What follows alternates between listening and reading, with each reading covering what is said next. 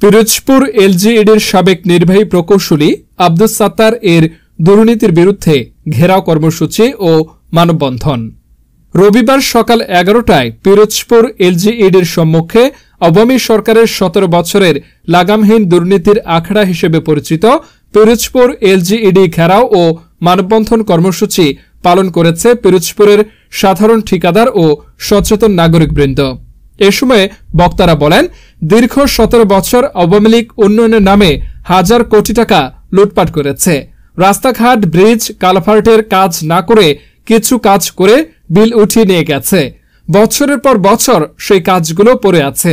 পিরোজপুর এলজিইডির দুর্নীতির মূল হোতা হল সাবেক নির্বাহী প্রকৌশলী আব্দুস সাত্তার, ভান্ডারিয়া উপজেলা আওয়ামী লীগের সাধারণ সম্পাদক, উপজেলা চেয়ারম্যান মিরাজুল ইসলাম ও তার ভাই পিরোজপুর 2 আসনের সাংসদ মহিউদ্দিন মহারাজ।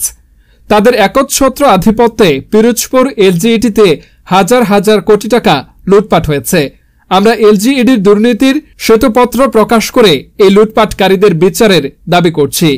এ সময় বক্তব্য প্রদান করেন পিরোজপুর জেলা বিএনপির সাবেক সাংগঠনিক সম্পাদক, বর্তমান আহ্বায়ক কমিটির সদস্য সাইদুল ইসলাম কিসমত, জেলা কৃষক দলের সভাপতি নাসির আহমেদ বাচ্চু, পৌর বিএনপির যুগ্ম আহ্বায়ক আক্তারুজ্জামান মাসুম, জেলা স্বেচ্ছাসেবক দলের সভাপতি আসাদুজ্জামান মিঠু, জেলা ছাত্র দলের সাবেক ভারপ্রাপ্ত সভাপতি খায়রুল ইসলাম বাবু, জেলা ছাত্র দলের ভারপ্রাপ্ত সাধারণ সম্পাদক তঞ্জিত রশিদ বাপ্পি, জেলা কৃষক দলের সাধারণ সম্পাদক মোহাম্মদ হাবিব খান, জেলা কৃষক দলের সাংগঠনিক সম্পাদক মোহাম্মদ মির্জান শেখ, সদর উপজেলা ছাত্র দলের সিনিয়র যুগ্ম আহ্বায়ক এস.এম. ফেরদৌস, সাবেক সহ আইন বিষয়ক সম্পাদক জেলা যুবদল এস.এম. আল ইমরান প্রমুখ।